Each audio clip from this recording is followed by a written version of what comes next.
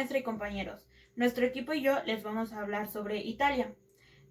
Yo voy a comenzar hablándoles sobre el origen de su nombre. Bueno, el nombre se deriva de la isla llamada Italos. Esta era una isla la cual se relacionaba con la imagen de un toro joven. Cuando los romanos conquistaron Grecia, estos se extendieron y ellos querían tener algo que los identificara. En este caso, optaron por tomar la imagen del toro. Base a eso, decidieron tomar el nombre como suyo porque para ellos se consideraba como el corazón de su imperio. Entonces, Italo se convirtió en Beteliu y finalmente se convirtió en Italia. Ahora les voy a hablar sobre la bandera.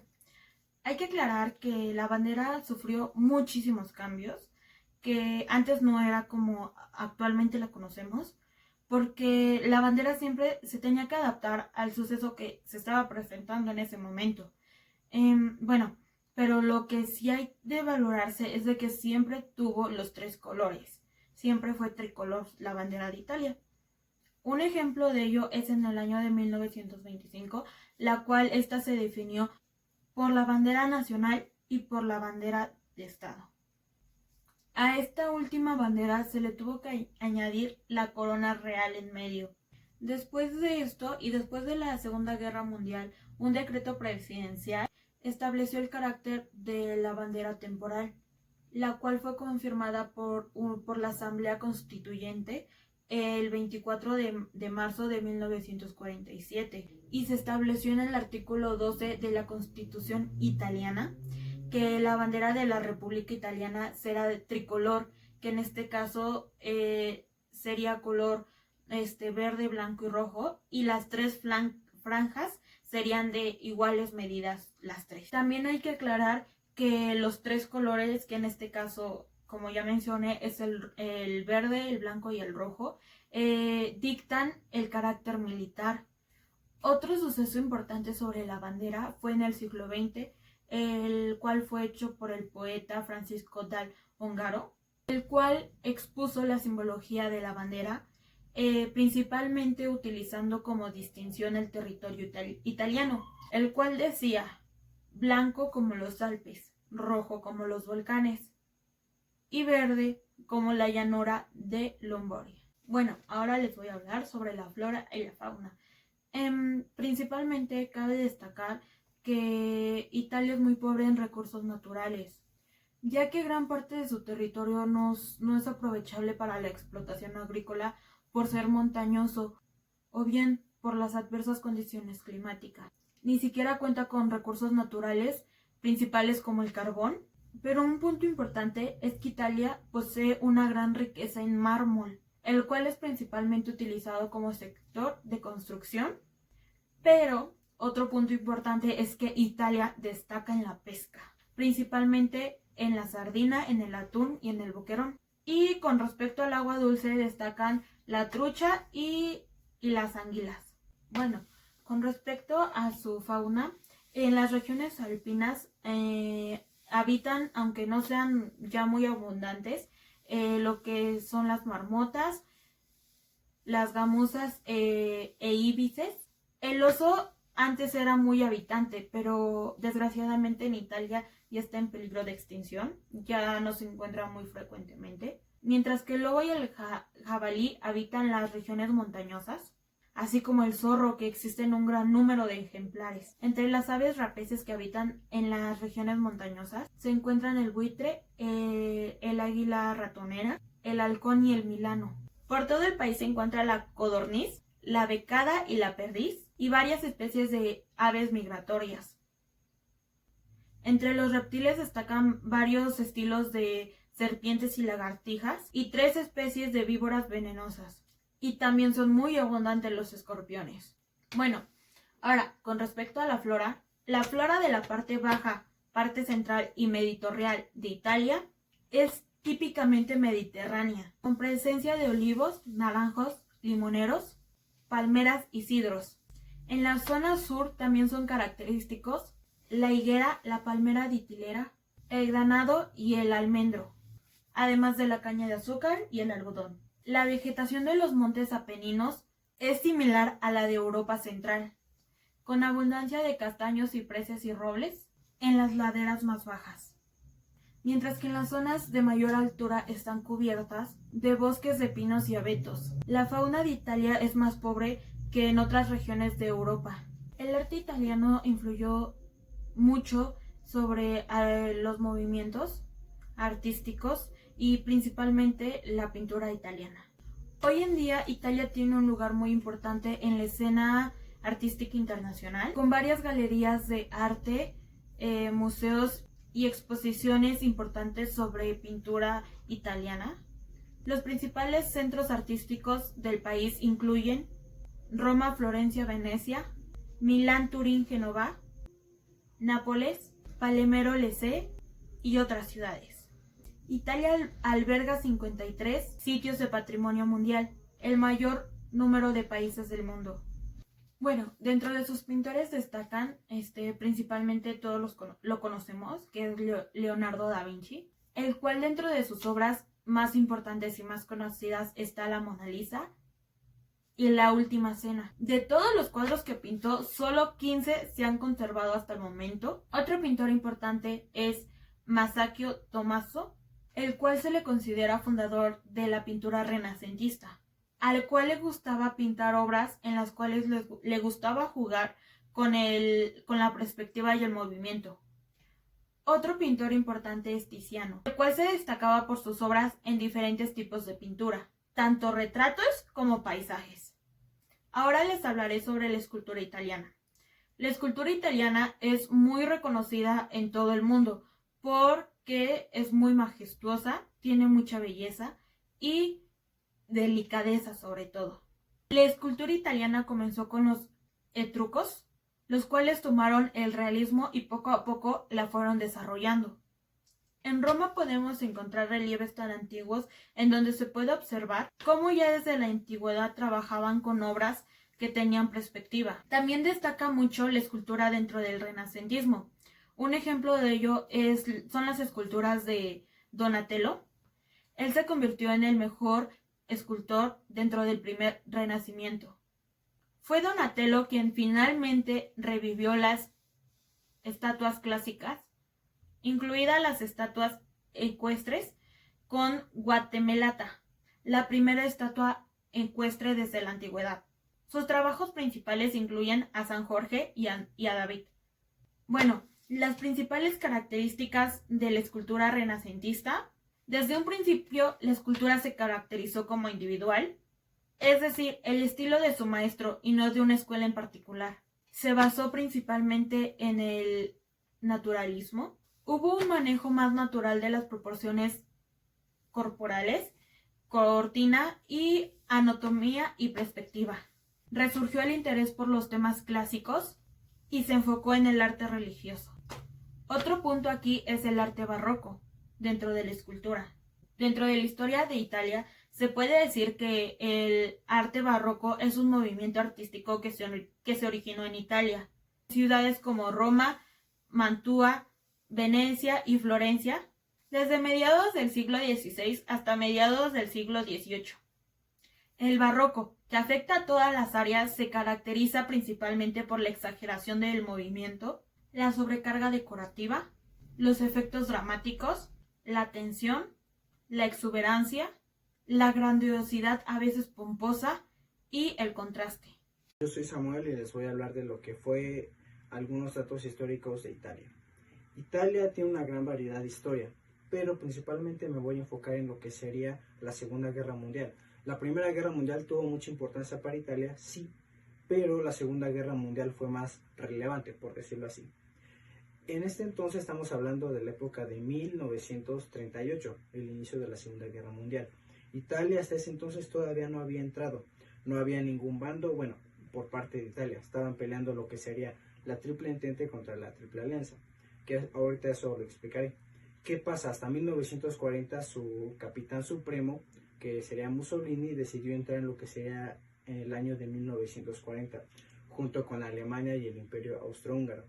Esta alianza duró 3 años, por decirlo así, porque en 1943 Italia fue conquistada tanto por los alemanes como por la Triple Entente, que sería Estados Unidos, Rusia y Reino Unido. En este tiempo Francia también ya había sido consumida, por decirlo así, casi en su totalidad por los alemanes. Entonces, ¿qué pasa en esta época? En 1943, parte de la tropa de Italia peleaba contra Alemania y parte de la tropa de Italia peleaba con Alemania. Se dividió el ejército. Esta guerra terminó en 1945 y bueno, ya conocemos lo que es Italia en la actualidad. Para esto obviamente tardó muchísimos años en volver a recuperar, tanto por los gastos de la guerra como daños sociales y económicos y principalmente tecnológicos. Después de esto, ¿qué pasa? Bueno, básicamente esto lo relaciono junto con el tema de la población y es los datos curiosos. Actualmente estamos con lo del COVID-19 o coronavirus. Entonces, ¿qué pasa? Italia es un país que tiene una estadística muy chistosa. ¿Por qué? Los números simplemente no tienen lógica y me refiero a esto.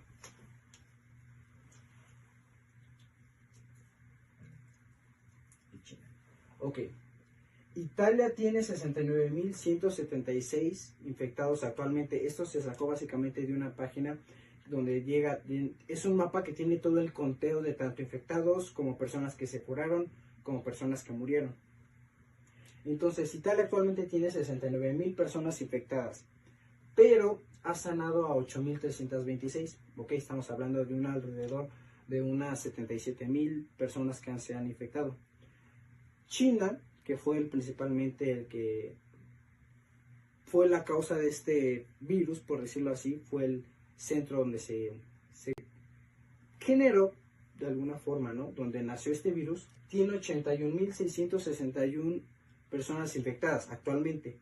Pero aquí es donde viene lo que no tiene lógica. China aparte ya había curado a 73.766 personas. Estamos hablando de un total como de 140.000, 150.000 aproximadamente personas que se infectaron. Lo curioso es de que se han muerto más gente en Italia que en China.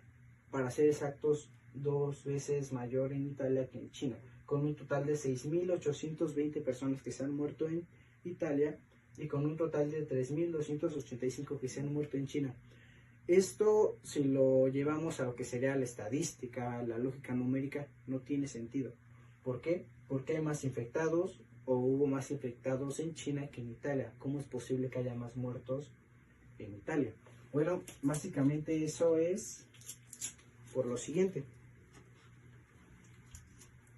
Italia tiene un total de 60.48 millones de personas de población, pero de todas esas personas el promedio es de 45.7 años.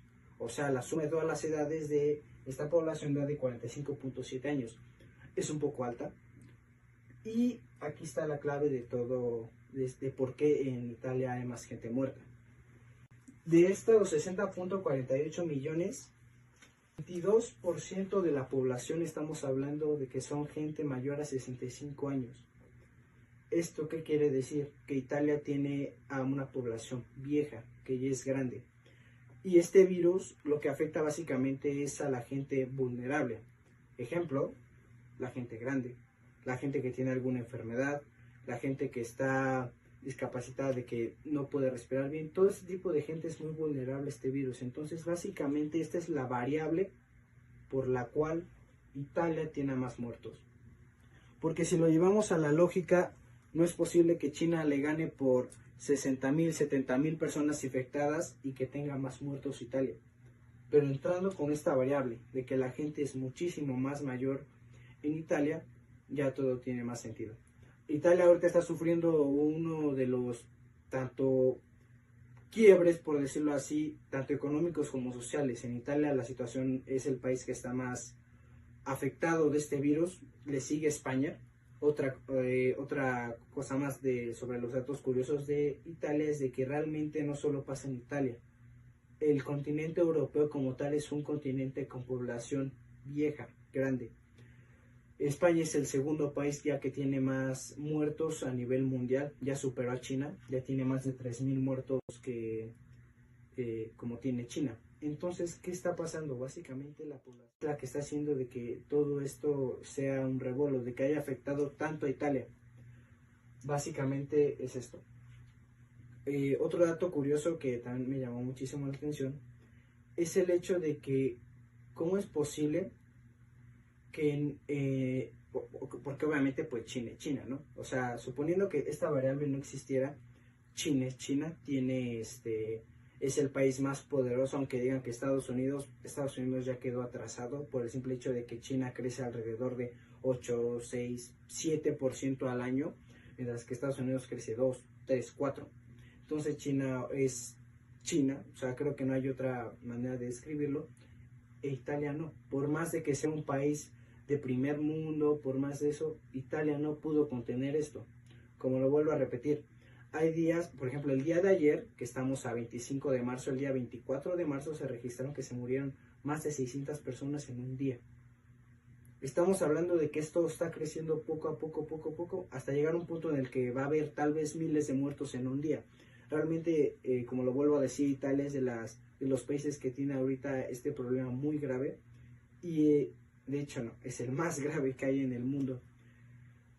Y sus medidas básicamente ya fueron estar en cuarentena. Todo ya está en cuarentena, pero aún así la gente sigue muriendo. Es realmente un caso muy preocupante. Como si fuera una zona desértica. ¿A qué me refiero?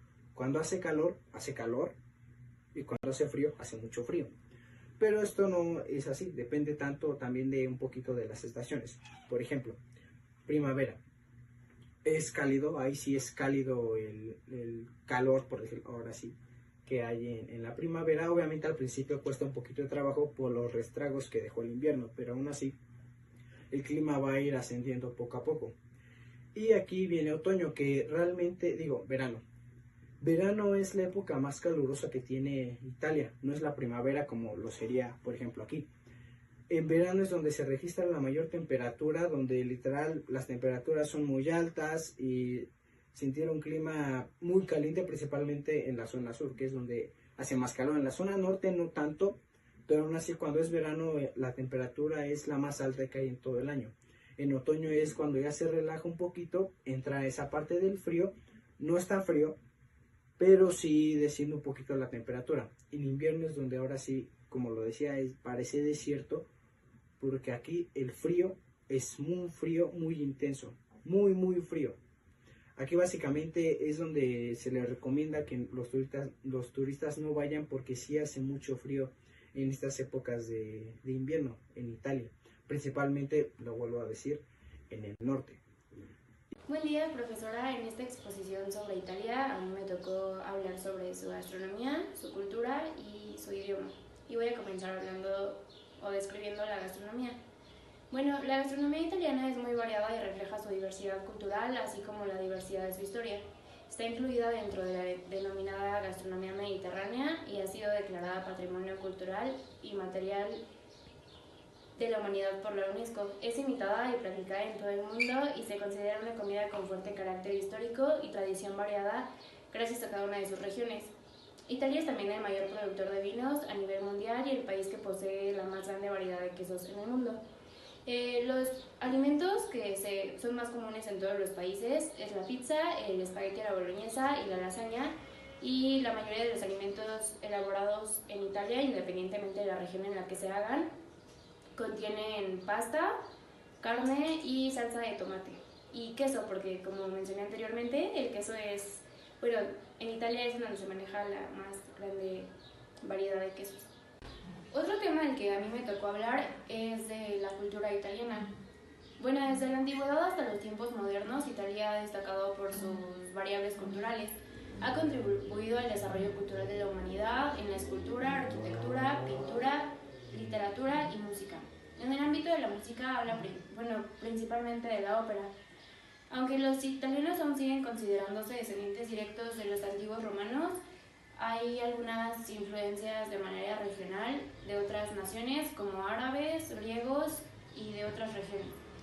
Estas diferencias las podemos observar principalmente en la persistencia de dialectos locales, celebraciones, canciones y tradiciones regionales. Haciendo énfasis en la arquitectura de Italia, es popular en el extranjero desde el siglo XIX, especialmente el modelo de la arquitectura italiana renacentista junto con la arquitectura prehistórica. Las primeras personas en Italia que comenzaron una secuencia de diseños fueron los griegos y los etruscos. Varias de las mejores obras de la arquitectura occidental, como el Coliseo, el Duomo de Milán, la Mola Antonelliana de Turín y los diseños de los edificios de Venecia se encuentran en Italia. Este país tiene un total de 100.000 monumentos estimados de todas las variedades. Y ahora Italia está a la vanguardia del diseño modernista con el diseño de Renzo Piano y Carlo Molino. Otro tema del que a mí me tocó hablar fue del idioma italiano. Bueno, el idioma italiano es una lengua neolatina que deriva del toscano literario arcaico en su variante florentina. Desde el siglo XIV hasta el XVIII fue con el latín la principal lengua literaria y de cultura italiana, y por eso en 1861 se convirtió en lengua oficial de una Italia reunificada.